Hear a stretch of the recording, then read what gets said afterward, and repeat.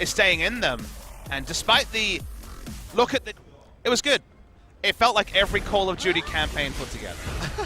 That's an insult. Well, that's going to be a flash knock-up here coming through from Umti. Kuro still going low. One more hit would do it. He's got the ultimate, the Void Rush. Takes him down, first blood over. Wow, and look at the builds from Afreeca. Marin, Rod of Ages. Kuro, Rod of Ages tier. As Spirit takes damage. Some sick damage. Now they're coming through. Umti getting ready to join in. Doesn't have the tunnel to make it over the wall, but might not even need it as Spirit goes very low, and the final Mantra Q will take him down. Kuzan now with the tether. They won't be able to get in on top. Coming in, Marin style. Yeah, Marin wrapping around the backside. Kuzan here. Body slams forward. Not going to find Kuzan. Pins him into the wall, and Spirit does land that Sonic Wave to go in for the Resonating Strike. Kuzan going low. Can he get a shield onto himself in time? Looks like it's still not going to be enough, as he will fall. Afreeca Freecs finally put a kill on the board. Won't be able to do so as the Chain of Corruption does come out from Teddy, locking them in. Kuzan used to stand aside on the W and gave the snare over to Marin. Oh yeah, that's going to be the explosive cast. Just pinned into the wall, even with the slicing maelstrom. The stun's not going to be enough. Kramer with the second kill on the board now for Afreeca. One for him, one for Spirit. Was the fight that Afreeca wanted. Only one kill, but they're going to turn to the Mountain Drake. Oh, that was damn close by Kuzan. Doesn't come up with the steal. Spirit didn't want the minimum from what was a there you go, great situation for them. They will get this inner turret. They're looking for a game breaker, and they don't get that in that scenario. Pushing forward, looking for Kramer. Snowflower right in on top of him. Headbutts him back in. Pulverize coming through.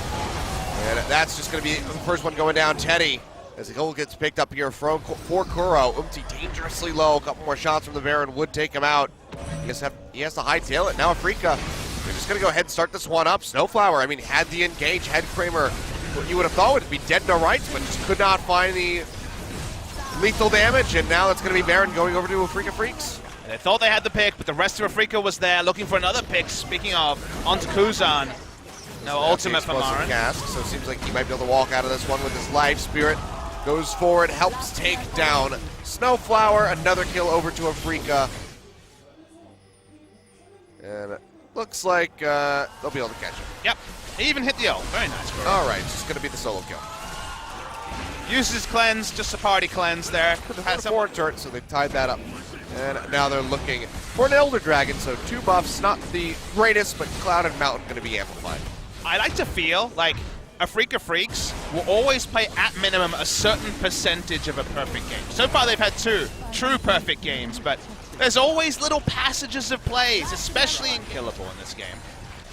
With the Gargoyle Stone Plate, he doesn't give a care in the world. Ixu, we'll see how far the Lightning Rush can take him this time.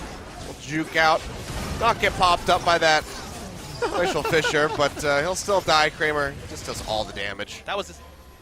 They're looking for maybe a pick out of the jungle, or maybe they're all just clumping up to get bodied by the Afreeca Freecs. They leap forward, get the slow in onto Teddy, looking for those concussive blows.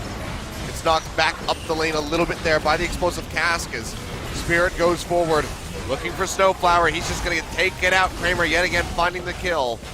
The late double for him, turret will be broken, inhibitor now exposed. Afreeca can just do whatever the hell they want in the base of Jin Air at the moment. Force their way, as you say, to their first inhibitor of the game, feeling like maybe they can be the ones to pick up the Baron with the lower health bars from Afreeca. Well, MT is walking in, he's just going to be face checking, and well, he's going to die as Kuro finds the kill, so no more smite. TP coming through from Ixu. He tries to join in the fight, the Slicing Maelstrom is not available. Petrifying Gaze connects onto him. He'll get popped back by minimal capitalization here from the side of Jin Air. They will be sticking around trying to kill this, though. Kuro still able to walk up and wave clear. Oh, Snowflower yet again going in. Three-man Pulverize does come through, but Kuro's still alive. Kites his way back in underneath the turret. Now they're trying to turn this thing around.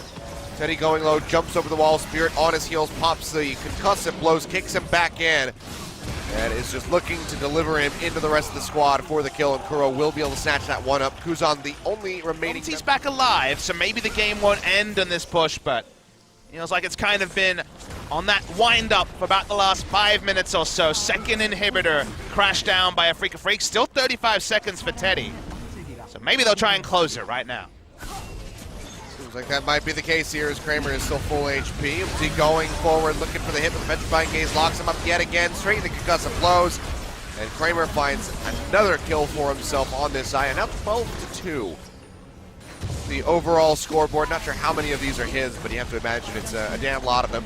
Second Nexus turret getting ready to go down. Snowflower going forward, but the Featherstorm from Kramer jukes it out, keeps himself up into the air. As he tries to finish off the Nexus, he will die in the end, but a couple more hits do take it down. And Afreeca Freecs, after being behind for the majority of the early into the mid game, turn things around. And Jin Air, there's a question of what's next. They ran out of ideas, and Afreeca, they took the helm. If there was a subtitle for this game, it will be Outscale the Game. Coming through from Afreeca Freecs, very clean. Went for so many stacking items. Anyone, an analyst from Season 3 could be transported into this game and know what was going to happen, and yet Jin Air seemed dumbfounded when they got in a very decent spot in the early game, did what they needed to do, and then kind of just fell apart, didn't take any more advantages. The Rod of Ages power spike, the Ceres Embrace power spike, everything happened on the side of the Afreeca Freecs, and then the better team fighting comp work with the item scalings. So surprising, Achilles. I just imagine D-Man casting this and just, screaming, "I do not believe this."